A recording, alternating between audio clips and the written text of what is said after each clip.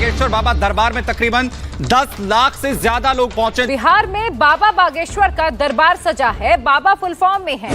Hi guys, आपका स्वागत है हमारे एक नए वीडियो में। आज जो मैं रिएक्शन देने जा रहा हूँ वो बाबा बागेश्वर के वीडियो पे देने जा रहा हूँ। जी हाँ, बाबा बागेश्वर जी के वीडियो पे देने जा रहा हूँ, क्योंकि अभी कुछ ही समय पहले वो पटना में आए हुए थे और उनके दर्शन के लिए बहुत लोग आ गए थे। मतलब 10 लाख से ज्यादा, करीबन 10 लाख सुनने में आ रहा, करीबन 10 लाख लोग पहुंच गए थे वहां पे। तो चलिए वही वीडियो देखने जा रहे हैं। तो आज का हमारे जो वीडियो का टाइटल है वो है बाबा बागेश्वर फरिश्ता या फ्रॉड। बाबा बागेश्वर फरिश्ते हैं या फ्रॉड है, तो ये है हमारे आज के वीडियो का टाइटल। इससे पहले कि ये वीडियो मैं चालू करूं, जो हमारे चैनल पर पहली बार आए तो प्लीज लाइक कर दीजिएगा, चैनल पर आए तो सब्सक्राइब कर दीजिएगा, लाइक कमेंट शेयर जरूर कर दीजिएगा, बगल में दिएगा बेल आइकन उसको जरूर दबा दीजिएगा और इस वीडियो का लिंक मेरे डिस्क्रिप्शन में मिल जाएगा। तो चलिए इसी के साथ शुरू करते हैं आज का ये वीडियो। बागेश्वर बाबा दरबार में तकरीबन 10 लाख से ज्यादा लोग पहुंचे। बिहार में बाबा बागेश्वर का दरबार सजा है, बाबा फुल फॉर्म में है। बाबा बागेश्वर धाम उर्फ धीरेंद्र शास्त्री एक ऐसे नौजवान जिसने आज पूरे हिंदू समाज में हलचल मचा रखी है। उन्हें सुनने वालों की तादाद आज करोड़ों में पहुंच चुकी है। वो जहां जाते हैं वहां लाखों की भीड़ इकट्ठा हो जाती है। वो पटना आए तो वहां 10 किलोमीटर लंबा जाम लग गया।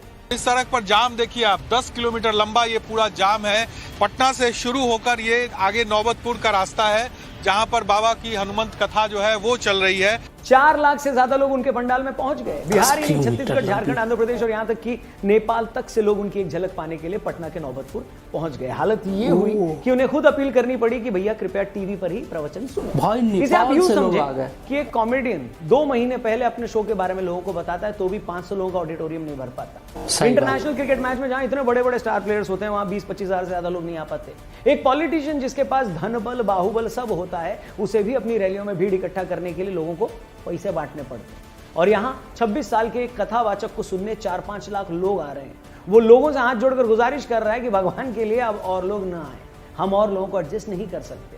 ऐसे में आप ये समझ सकते हैं कि लोगों की नजर में उस नौजवान का क्या स्थान होगा, उसकी दीवानगी क्या होगी, उसे लेकर क्या जुनून होगा। इस सब के बावजूद ऐसे बहुत सारे लोग हैं जो कहते हैं कि पंडित धीरेंद्र शास्त्री फ्रॉड हैं, धोखेबाज हैं और लोगों को बुद्धू बनाते हैं। तो आज के फनतंत्र के इस वीडियो में हम इसी मुद्दे पर बात करेंगे कि क्या बागेश्वर धाम वाले धीरेंद्र शास्त्री कोई दिव्य गुरु हैं, पहुंचे हुए संत हैं या एक फ्रॉड जैसा कि कुछ लोग कह रहे हैं। वीडियो ध्यान से देखिएगा, पसंद आए तो अपने दोस्तों से भी इसे जरूर शेयर करिएगा। शुरू करते हैं।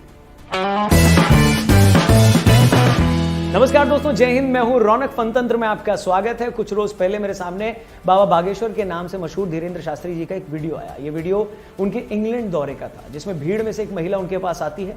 महिला चेहरे से काफी उदास दिख रही है। वो बताती है कि वो अपने 8 साल के बच्चे को लेकर काफी परेशान है। बच्चा ऑटिज्म से पीड़ित है, ठीक से बोल नहीं पाता। अभी महिला बच्चे के बारे में इतना ही बता पाती है कि धीरेंद्र शास्त्री पहले से ही पर्चे पर लिखे वो सारे सवाल दिखा देते हैं जो वो महिला पूछने वाली थी। क्या नाम है बालक का? अगमवीर। अच्छा, पढ़ो।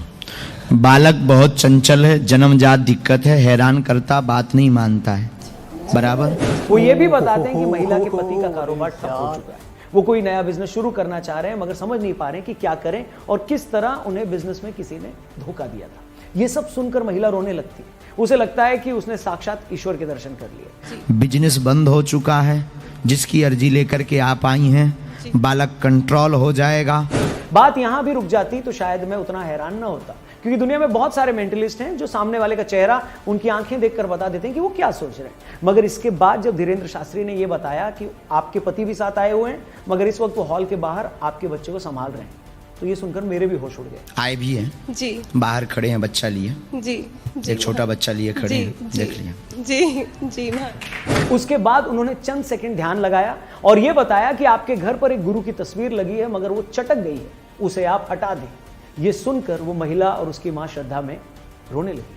आपके यहाँ कोई गुरु का चित्र रखा है?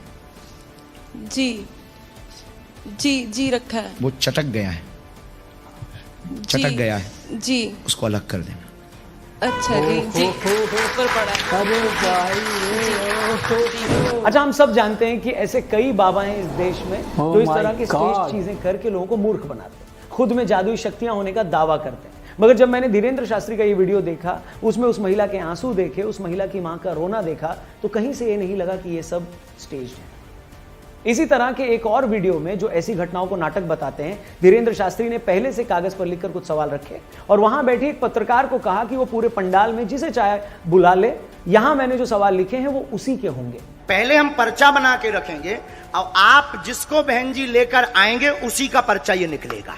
आप समझ रहे हैं? पहले से सवाल लिखे गए हैं और फिर उस आदमी को ढूंढ कर लाने के लिए कहा गया है जिसके वो सवाल हैं। इसके बाद जिस शख्स को सामने लाया गया उसने ये कहा कि हां, यही सब सवाल मेरे मन में थे। आपके मन में दो प्रश्न हैं। बालक का प्रश्न है, कृपा होगी, चल नहीं पाता, स्वास्थ्य ठीक नहीं, नसें टेढ़ी हैं, धन की तंगी भी बनी, वो ठीक हो जाएगा, दिव्यांश स्वस्थ होगा, आशीर्वाद है। पर्चा बोलिए। अच्छा, ऐसे एक नहीं दसियों वीडियोस यूट्यूब पर भरे पड़े हैं जिसमें आप बागेश्वर बाबा के चमत्कार देख सकते हैं। अब ये चमत्कार हैं, धीरेंद्र शास्त्री जी की दिव्य शक्तियां हैं या कोई सुपर पावर है, मेरे लिए उस पर कमेंट करना पॉसिबल नहीं है। मगर इतना मैं जरूर कह सकता हूं कि उनके इसी रूप की वजह से, कथा वाचन के उनके अंदाज की वजह से, उनके विचारों की वजह से उनकी लोकप्रियता आज इस लेवल पर पहुंची है, इस लेवल पर जहां शायद कोई नहीं पहुंचा। मगर जी हां, जैसे कि हर कहानी में एक मगर होता है, यहां भी कई मगर हैं। मगर इस सब के बावजूद धीरेंद्र शास्त्री जी कई लोगों को फूटी आंख नहीं सुहा रहे। वो उन्हें फ्रॉड, पाखंडी और न जाने क्या क्या कह रहे हैं। और अगर आप मुझसे पूछें तो मैं कहूंगा कि मुझे अभी तक समझ में नहीं आ रहा है कि धीरेंद्र शास्त्री के आलोचकों की असल परेशानी आखिर है क्या। अभी वो पटना आने वाले थे तो तेज प्रताप यादव ने कहा कि वो हिंदू मुस्लिम करेंगे तो मैं उन्हें एयरपोर्ट से ही भगा दूंगा। अगर बागेश्वर बाबा हिंदू मुसलमान भाई को लड़वाने के लिए आ रहे हैं तो मैं उनका विरोध करूंगा, उनको एयरपोर्ट पर घेराव में करने का काम करूंगा। आरजेडी के स्टेट प्रेसिडेंट ने कहा कि धीरेंद्र शास्त्री को जेल में डाल देना चाहिए। इससे पहले यही लोग उन्हें देशद्रोही और ढोंगी तक बता चुके हैं। इनका कहना है कि धीरेंद्र शास्त्री के पास कोई जादुई शक्तियां नहीं है, ये तो बस ट्रिक है। देखिए, सबसे पहली बात तो ये कि धीरेंद्र शास्त्री एक कथावाचक है। वो 12 साल की उम्र से कथा वाचन कर रहे हैं। चूंकि वो बुंदेलखंड से हैं तो वो बुंदेल और बुंदेली मिक्स हिंदी में अपने प्रवचन करते हैं। बहुत भारी भरकम भाषा की बजाय बहुत आसान जबान में बात करते हैं जिसे आम आदमी भी समझ पाए। अब कोई कथावाचक आसान जबान में, लोगों की जबान में थोड़ी मस्ती के साथ अगर उन्हें अपने धर्म के बारे में शिक्षित कर रहा है तो इसमें प्रॉब्लम क्या है? अब हर आदमी तो प्रकांड पंडित होता नहीं ना। बहुत से लोग तो बेचारे पढ़े लिखे नहीं होते। ये वो लोग हैं जो अपने धर्म के बारे में जानने के लिए, लाइफ को लेकर समझ पैदा करने के लिए कोई बड़ी बड़ी किताबें भी नहीं पढ़ सकते। इन्हें आप ये नहीं बोल सकते ना, भैया जाओ और जेम्स क्लियर की एटॉमिक हैबिट्स पढ़ लो या मार्क मैनसन की किताबें पढ़ लो। अब ऐसे लाखों करोड़ों लोग अगर धीरेंद्र शास्त्री जैसे कथावाचकों के कार्यक्रम के जरिए अगर अपने धर्म को जान रहे हैं, उनकी बातें सुनकर जीवन में कुछ अच्छा करने के लिए इंस्पायर हो रहे हैं, तो किसी को क्या प्रॉब्लम हो सकती है? हमारे हिसाब से बात बदल दी जाए, रोक दिया जाए। इन लाखों करोड़ों लोगों में से कई ऐसे भी लोग हैं जो इस तरह के भागवत कार्यक्रमों में आकर मुफ्त का लंगर भी खाते हैं, वहां कुछ घंटे ठहर पाते हैं। ये वो लोग हैं जो जीवन में बदलाव के लिए, कुछ नयापन लाने के लिए हजारों रुपए खर्च करके कहीं घूमने नहीं जा सकते। अब ऐसे लोग अगर धीरेंद्र शास्त्री या उन जैसे किसी कथावाचक के कार्यक्रम में जाकर पॉजिटिव महसूस करते हैं, मुफ्त भोजन करते हैं, नए लोगों से मिलते हैं, तो इसमें बुराई क्या है भाई? अच्छा, कई लोग कहते हैं कि पर्ची में पहले सवाल लिखने का मतलब ये नहीं है कि उनमें कोई दिव्य शक्ति है। मैं कहता हूं चलो नहीं है, लेकिन इससे प्रॉब्लम क्या है? मतलब बात तो ये है ना कि जो आदमी उनसे सवाल पूछने आया है उसको कोई सोल्यूशन वो बता रहे हैं या नहीं। अगर सवाल पूछने वाला धीरेंद्र शास्त्री के जवाब से संतुष्ट है और उनकी बात मानकर अगर उसका लाइफ चेंज हो रही है, उसका जीवन बदल रहा है, उसे जिंदगी में कुछ नई प्रेरणा मिल रही है, तो फिर किसी को इस बात से क्या मतलब है कि धीरेंद्र शास्त्री ने उसके मन की बात कैसे जानी? रांडा बर्न की बेस्ट सेलर किताब सीक्रेट में एक बात बार बार दोहराई गई है और वो है फेथ यानी भरोसा। किताब में बार बार कहा गया है कि जो आप चाहते हैं उस पर भरोसा रखिए, विजुलाइज करें कि वो आपको मिल गया है, ऐसा मानकर मेहनत कीजिए और एक दिन वो आपको मिल गई। ये बात तब भी लागू होती है जब हम किसी डॉक्टर के पास जाते हैं। हमें भरोसा होता है कि डॉक्टर के पास आ गए हैं तो ये मुझे ठीक ही कर देंगे। और जब आप किसी धार्मिक व्यक्ति से मिलते हैं तब भी यही भरोसा सबसे ऊपर होता है। ये जो पर्चा है, हमने उनको कुछ भी नहीं बताया है, उन्होंने सब कुछ खुद ही लिखा है। उन्होंने लिखा हुआ है कि आपके हस्बैंड का काम पूरा होगा ही। विश्वास है आपको? विश्वास है, डेफिनेट। अगर धीरेंद्र शास्त्री किसी के मन की बात जानकर उसे पहले लिख लेते हैं और फिर उस शख्स को दिखाते हैं कि देखो मैंने पहले ही लिख लिया था, तो ऐसा करके वो उस इंसान का भरोसा ही तो जीतते हैं और वो इंसान भी उन पर भरोसा करता है। और इसी भरोसे को रखकर जब वो उनके बताए गए उपायों पर अमल करता है तब उसे रिजल्ट भी मिलता है। और रिजल्ट मिलता है, लोगों को मिल भी रहा है, तभी तो हर दिन उनको मानने वालों की तादाद लाखों में बढ़ती जा रही है। वरना तो मोहल्ले में एक परचून की दुकान भी ठीक से अगर सामान न देना तो एक आध बार के बाद तो लोग भी वहां जाना बंद कर देते हैं। यहां तो हम फिर भी एक चमत्कारी शख्स की बात करें। सही बोला भाई। सच कहूं तो असल मुद्दा ये है ही नहीं, इस बात से कोई लेना देना ही नहीं कि धीरेन्द्र शास्त्री दिव्य पुरुष हैं या कौन में। दिक्कत है उनकी पॉपुलैरिटी। दिक्कत है कि सनातन धर्म की बात करने वाला इतनी तेजी से ऊपर उठ गया। बहुत अफसोस के साथ ये कहना पड़ रहा है कि इस देश और देश के बाहर एक ऐसी लॉबी है जो हर उस आदमी को बदनाम करना चाहती है जो सनातन की बात करता है। ये वो लोग हैं जिन्हें लगता है कि अगर हिंदू धर्मगुरु कथावाचक को बदनाम करोगे, उनकी क्रेडिबिलिटी को खराब करोगे, तो हिंदू धर्म अपने आप ही बदनाम हो जाएगा। वरना क्या जादू टोने के नाम पर लोगों को मूर्ख बनाने वालों की कमी है? और किस धर्म से ऐसे फ्रॉड लोग नहीं हैं? अब ऐसे टोटकों से शर्तिया इलाज करने वालों के अखबारों में विज्ञापन पढ़ लीजिएगा, उन अखबारों में उन लोगों के नाम भी पढ़ लीजिएगा, और फिर पता चल जाएगा कि सबसे ज्यादा कौन ये काम कर रहा है। मगर जैसा कि मैंने कहा, इन लोगों को किसी धार्मिक आदमी के फ्रॉड और ढोंगी होने से कोई लेना देना नहीं है। इनकी तकलीफ तो बस सनातन की बात करने वाले एक यंग हिंदू की जबरदस्त पॉपुलैरिटी से है। ऐसी लोकप्रियता जो हाल के सालों में किसी को नहीं। देखिए, यह भी सच है कि बहुत सारे लोग धर्म की आड़ में गलत काम करते पाए गए हैं। इनमें बाकी धर्मों के साथ कई हिंदू बाबा भी रहे हैं। मगर यह भी सच है कि अगर ऐसे 2, 4, 5, 6 लोग हुए भी हैं तो इसका मतलब यह नहीं है ना कि जो भी धर्मगुरु या कथावाचक धर्म प्रचार कर रहा है वो फ्रॉड ही है। जनता की खुद की अपनी एक अंडरस्टैंडिंग होती है, और ऐसे लोगों से जुड़े उनके खुद के एक्सपीरियंसेस होते हैं, निजी अनुभव। और लोगों के लिए हर बात से ऊपर होता है उनका निजी अनुभव, उनका खुद का एक्सपीरियंस। मगर जैसा कि मैंने कहा, कुछ लोगों को इससे कोई लेना देना नहीं। उन लोगों के लिए हर हिंदू संत सही है। उनके लिए धीरेन्द्र शास्त्री भी धोखेबाज है, उनके लिए गुरुदेव श्री श्री रविशंकर जी भी नकली हैं, और सदगुरु के खिलाफ एजेंडा चलाना तो इन लोगों का फेवरेट टाइम पास। इसलिए ऐसे लोगों पर ध्यान मत दीजिए। तो देखिए, भरोसा तो अगले पल का नहीं होता, गारंटी तो हम अपनी खुद की नहीं ले सकते कि कल क्या करने वाले। लेकिन यह भी सच है कि दुनिया तो चलती भरोसे पर ही है। तो आप भी भरोसा रखिए, इंसान को नहीं, उसकी बात को पकड़िए। बात अगर धर्म की है, समझ में आ रही है, तो फौरन लाइफ में इंप्लीमेंट करिए, उसे उतार लीजिए जीवन में।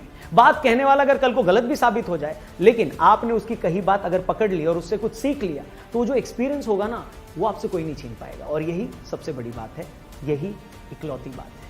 फिलहाल आज के फनतंत्र में इतना ही। ये वीडियो, ये बात अगर आपको सही लगी हो तो इसे अपने दोस्तों से और अपने जानने वालों से जरूर शेयर करिएगा, और हमारे चैनल को भी जरूर सब्सक्राइब करिएगा। मिलते हैं यहाँ पर एक और जबरदस्त फनतंत्र के एपिसोड के साथ। तब तक अपना ख्याल रखिए। नमस्कार, जय हिंद। तो इसी के साथ ये वीडियो यहीं पे खत्म होता है। तो इस वीडियो में था कि बाबा बागेश्वर धाम सच्चे हैं या फ्रॉड है। तो भाई, इसमें जब एक महिला जिनके पति बाहर खड़े होते हैं, जब वो पास में जाती हैं और वो मतलब पर्चे में लिख रहा होता है बाबा बागेश्वर, और जब लिख लेते हैं, लिखने के बाद वो सब बता देते कि आपका ये है, आपका ये है। तो यहाँ तक कि उनने ये भी नहीं बताया होता कि उनको इन्हें ये भी नहीं पता था कि वो पति के साथ आए। तो उनने ये भी बता दिया था कि आपके पति बाहर खड़े हुए हैं, और ये भी बता दिया कि आपका पति बच्चा, मतलब उनको ये भी नहीं पता था कि बच्चा भी साथ मिलाया गया। ये भी बता दिया कि वो बाहर खड़े हैं और बच्चे को साथ मिलाया। उसके बाद फिर उनने ध्यान लगाया बाबा बागेश्वर ने। फिर उसके बाद ध्यान लगाने के बाद उनने थोड़ी देर बाद उनने बोल दिया, बताया कि क्या प्रॉब्लम है उनके, मतलब उनके घर में कोई बाबा की एक फोटो लगी होगी जो चटक अटक गई थी। तो उनने बता दिया कि आप उसको जाके हटा दीजिएगा तो आपके काम हो जाएंगे।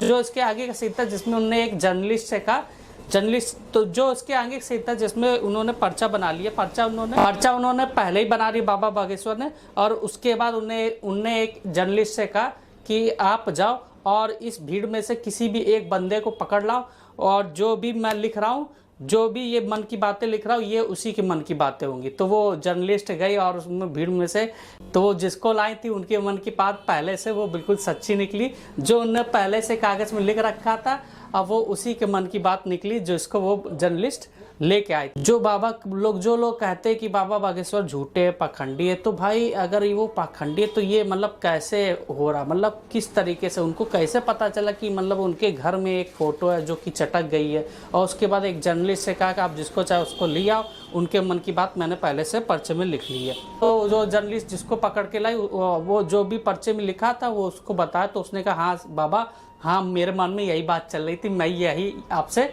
पूछना चाहता था। और वो 12 साल से, करीबन 12 साल से मतलब तप कर रहे हैं, 12 साल से मतलब ये सब कथा वाचन कर रहे हैं 12 साल की उम्र से। मतलब 12 साल की उम्र होती ही क्या है। जो भी उनके पास जाता तो वो एकदम सही चीज़ बताते। मतलब कहते नहीं है कि धर्म में एक विश्वास होता है, अगर आप किसी चीज़ पे विश्वास करोगे तभी वो आगे काम करेगी। इस वीडियो में बताया कि आप डॉक्टर पास जाते हो तो डॉक्टर के ऊपर आपको एक यकीन होता है कि ये डॉक्टर हमको ठीक कर देगा। उसी तरीके अगर आप किसी को मानते हैं तो जाहिर सी बात है उस पर अगर आपको पूर्णतः भरोसा नहीं होगा तब तक वो चीज़ कैसे काम करेगी आगे, आप लोग भी जानते ही है। तो बाबा बागेश्वर अभी पटना में गए तो पटना में उनके दर्शन करने के लिए भाई 10 लाख से ज़्यादा लोग आ गए थे, जिसके कारण बाबा बागेश्वर को खुद मना करना पड़ा कि भाइयों बहनों आप लोग कृपया करके ना आए और टीवी से हमारा कथा को सुने। और यहाँ तक कि फॉरेन कंट्री यानी अपने पड़ोसी मुल्क नेपाल से भी काफ़ी लोग आ गए थे। मतलब इतनी ज़्यादा लोग आ गए थे जहाँ भाई क्रिकेट जब अपने देश का सबसे पॉपुलर खेल है, क्रिकेट में भी इतना आदमी नहीं आता होगा देखने के लिए जितना बाबा बागेश्वर के दर्शन करने के लिए आदमी पटना पहुंच गया। तो उम्मीद करता हूं आज का ये वीडियो आपको पसंद आया होगा। पसंद आया तो प्लीज़ लाइक कर दीजिए, चैनल पर नए तो सब्सक्राइब कर दीजिए, लाइक कमेंट और शेयर जो कर दीजिए और बगल में दिया बेल आइकन उसको जरूर दबा दीजिए, क्योंकि इसी प्रकार के वीडियो मेरे चैनल पर टाइम टू टाइम आते रहते हैं। फिलहाल आज के लिए इतना ही, मिलता हूँ आप अगले वीडियो में। ओके बाय, जय हिंद एंड वंदे मातरम।